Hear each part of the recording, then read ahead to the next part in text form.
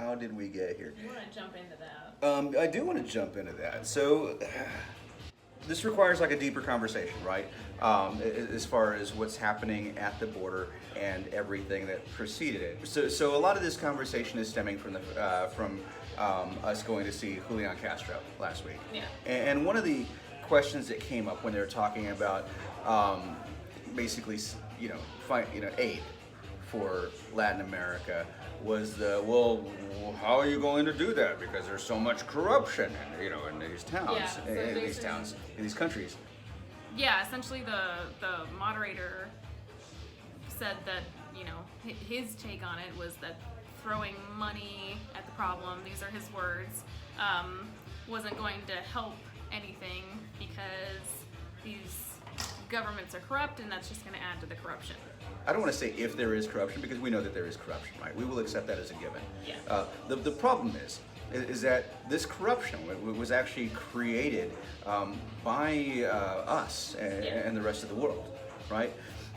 So one of the problems that Latin America has is that it is not autonomous in terms of its resources, right? These countries have not had the ability to self-actualize in terms of their economic futures probably since the conquistadors, right? Their primary resources are raw materials, and most of the land and most of those resources are actually owned by foreign entities, and that's a problem. It would be like the equivalent of, hey, how do we get the United States' economy back on track? Well, what if the Japanese owned all of our, auto plants? What if, the Chinese owned all of our farming? So without that, there's very little ability for a country to actually establish its own identity and make its own stamp. So when we talk about corruption, well, the corruption comes from the fact that any government that goes into, that comes into power in these countries is always going to be beholden to outside influences. And no government in these countries has the ability to basically go in and do eminent domain, for lack of a better phrase, and reclaim all their resources, right? So several countries did attempt to do that. Attempts. Okay, so going back to the 50s, there were a lot of movements for land reform. Yeah. A lot of rural and indigenous organizers mobilized to try and get land that they were supposed to be guaranteed by the government, to get it back and get it from these foreign entities. Right. I'm sure people are familiar with, the United Fruit Company and... I would venture to say a lot of people aren't. Okay. Right?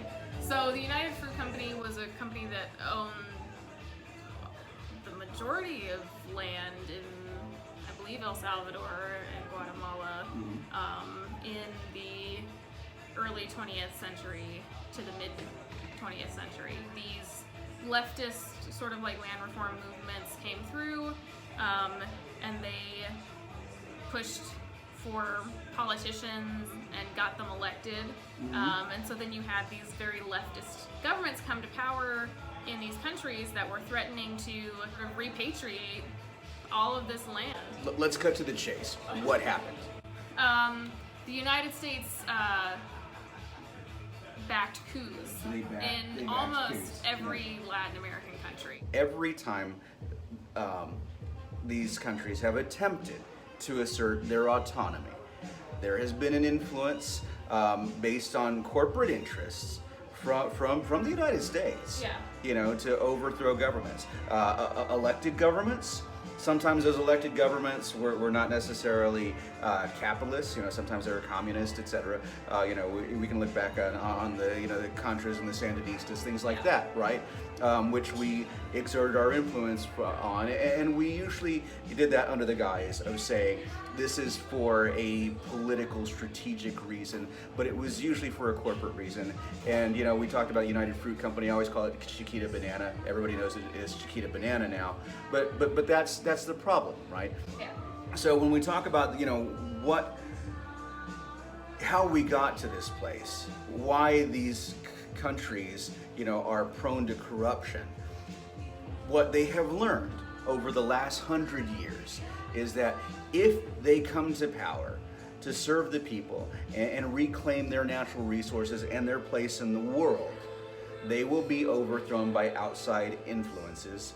So it's either you're corrupt or you die. So I guess that's part one of how we get here. Because the fact of the matter is,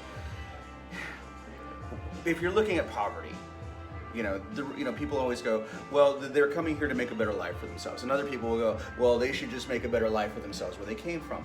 True, but if you don't own the land, if you don't own the resources, if the government is bought and paid for by outside corporations, where does the opportunity come from? It comes from nowhere.